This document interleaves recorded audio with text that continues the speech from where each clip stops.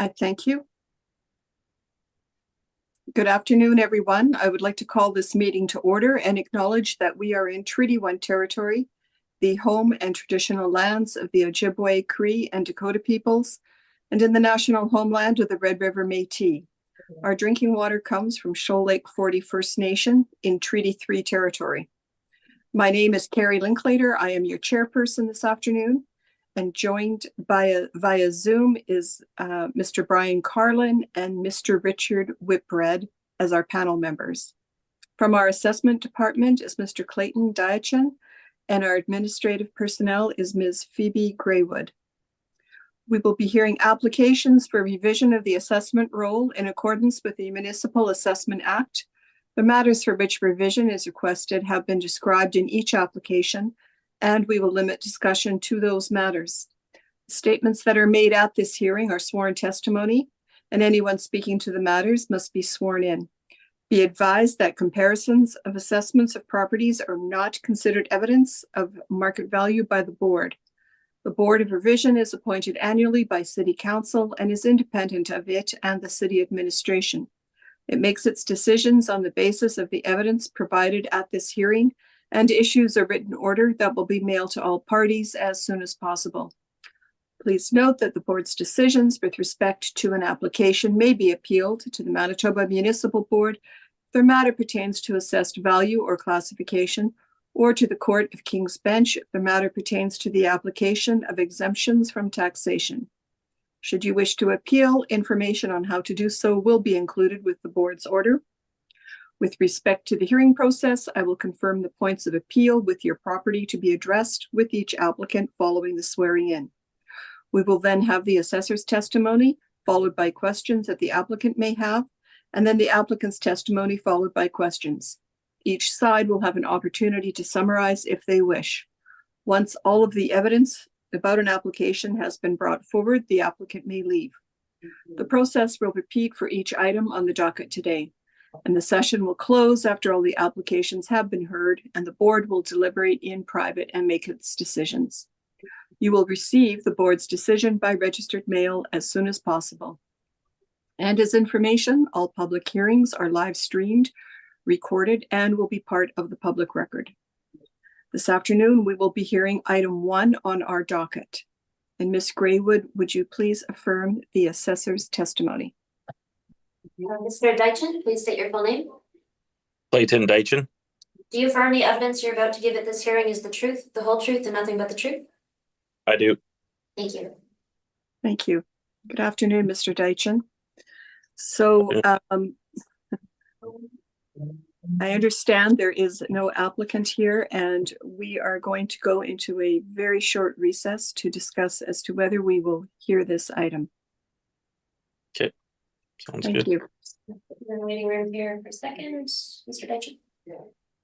I thank you. So our first item, 945 Elmhurst Road, we are going to hear this application, and there is no applicant present for this. And Mr. Diachin, I understand you have not had contact with the applicant? That's correct. All right, thank you. And there is a non-co-op on this property? Yep, that's correct. Oh, all right, so if you would like to start with the non-co-op. Sure. Okay, this is file number 24051. Roll number 010016404000. The address is 945 Elmhurst Road. Roll years 2025. Assessed value is at $349,000. There is non-compliance that we are requesting, and that would be on page. Let's start on my page 14. So 14 is the first letter that was sent out April 13th, 2023 for the 2022 mailer with the you could see the due date of May 4th, 2023. My next page on page 15 is the French version of that same notice. Page 16, 17, 18 are the blank mailers. And then page 19 is the second attempt that we make via certified letter or through the mail. And this is just the instructions outlining the INEs and the reason why we request them. And you can see the due date's June 30th at the top of that page. Page 20 is just a continuation of this with the different legislative authority for these mailers. Page 21 is the cover letter for this letter that was sent out June 9th with the due date of June 30th, 2023. And you can see in the top left corner, this is the tracking number for the letter. Page 22 is the French version of this. Page 23, 24, 5 is the blank mailers. As you can see on them, the due date June 30th. And continue on to page 6 or 26, sorry, is the Canada Post tracking information with the tracking number in the top left corner. You can see June 12th, there was a signature available. Then my last page 27 is the signature from whoever accepted this document with the tracking numbers on there.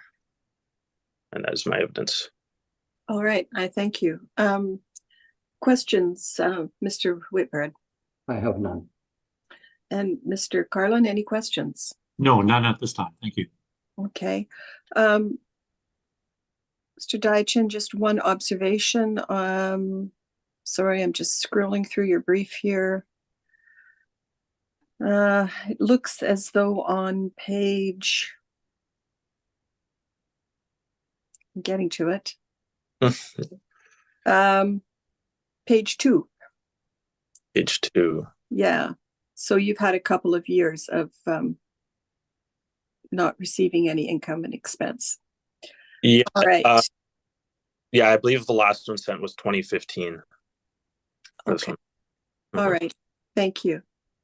All right. We will go into a short recess.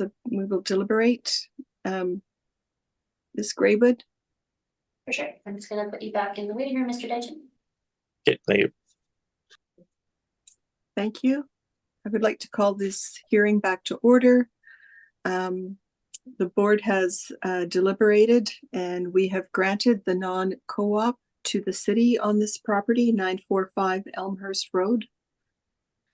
So Mr. Dychin, if you would like to proceed with the brief. Okay.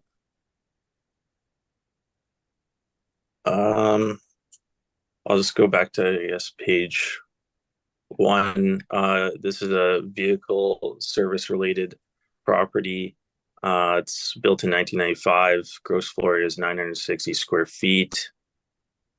Page 2, you can see there's actually a number of sales on this property. The most recent being October 7th, 2016 for $375,000, which I'll speak about a bit later in my information. Page 3 is just a few photos of the property, along with page 4 being an overhead view and a Google map view of the location. Page 5, you can see the market income breakdown for this property. So it's just one premise, 960 square feet at a rate of $17.71 a square foot, brings the potential to $17,002 with vacancy 2%, expenses 3%, shortfall at $6 a square foot, brings the NOI to $16,047 with a cap rate of 4.6%, brings the total value to $349,000. And page 6 is just the summary of what I just spoke about, showing the value. Page 7 is the rent comparables. You can see there's a bunch of different comparables for vehicle service garages. This one's very small, even smaller than the smallest ones on my list, but they range from about $9 to actually comp for, since submitting this, we've actually found out the rent is actually different. It's actually $24.84 and not $28.29. So my range is $9 to $24.84. Com4 is actually the smallest and probably the closest in size, or is closest in size. So I think just with the sheer size of this garage and economies of scale, it makes sense to be in the higher end of it, of the rent per square foot. And then continue on to our cap rate table on page 8. You can see our different cap rates and how they stack up to the market cap rates for Colliers, CBRE, and Cushman & Wakefield. Page 9 is the Municipal Assessment Act excerpts. Page 10 and 11, I believe. Yeah, page 10 and 11 is actually the 2015 mailer. I just put it in here just to show that this is the last one that they submitted. Is fully owner occupied, so this mailer isn't super helpful, and it being very old. But then on page 12 is actually the sales mailer we received for that sale. So you could see that the sworn value is, oh, sorry, just give me 1 second here. Sorry, this is actually this. I didn't actually find the mailer or the sales mailer for the newest sale in October 2016. This is actually the February 4th, 2015 sales mailer. So this one is in 2015. You can see the sworn value is at $358,000. You can see that line 3 shows that it is an arm's length sale. And then there's some more details on the property. The second page, or on page 13, is just more information about the sale, and you can see it wasn't based on a capitalization rate. And yeah, that is my evidence. Thank you. I thank you. Mr. Whitbread, did you have any questions for the assessor? Just one. I look at the ratio at 18.43, and that seems excessive for this property. Any comment on that? Sorry, the ratio? Yeah, usually we look at 5 to 1 as an acceptable ratio, and anything over 5, we start to talk about excess or surplus land. Is that not the case here? That I'm not too sure, to be honest. You don't know about ratios? I've not heard of this. No. Oh, okay. I've heard Sorry. sort of ratios and. No, you go ahead. You were going to say something. Yeah, sorry. I've heard of excess land, but I haven't heard of a ratio of what's acceptable, I guess, or what the cutoff is. Mm-hmm. Yeah. Okay. No, that's fine if you don't know. I have no further questions. Thank you. And Mr. Carlin? Yeah, the only question I had is when you look at the photos on page 4 of your brief, Mhm. there is obviously the one building, Mhm. but there appears to be a second, is that a shed or is it part right beside it, right adjacent? Oh, to the left of it there?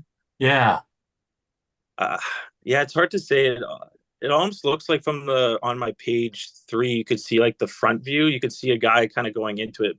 Looks like it's almost one of those like trailer type buildings. Like I don't think it's a permanent building. Yeah, I'm not too sure besides that.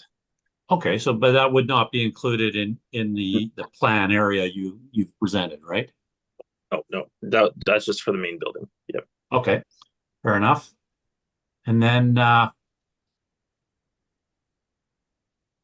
yeah, I'm a little surprised looking at the subject sale history and seeing the 375 in 2016. And we seem to be a bit lower at this most recent assessment. Yeah, like it was interesting that it sold twice in a matter of a year and a half or so. But yeah. Okay. That's all I had for questions. Thank you. Thank you.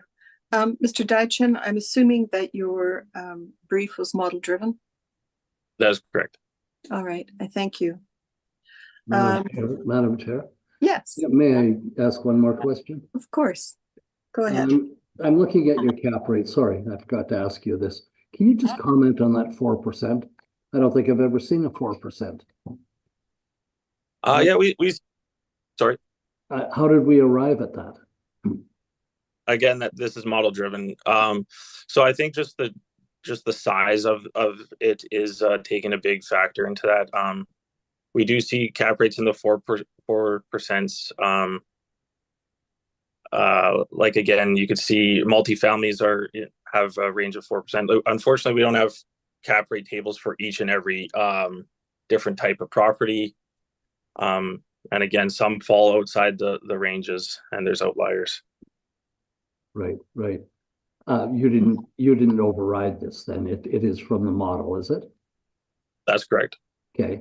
So if we go down to your page 8, Mm-hmm. do you call this retail or industrial? Again, it wouldn't fall under any of these necessarily. Because it certainly falls way below any 20th percentile mark until we get into the multifamily, but that is not even close to what we're talking about. Okay, so you can't categorize it as a property. No, Yeah. categorize it as Colliers or CBRE and those guys.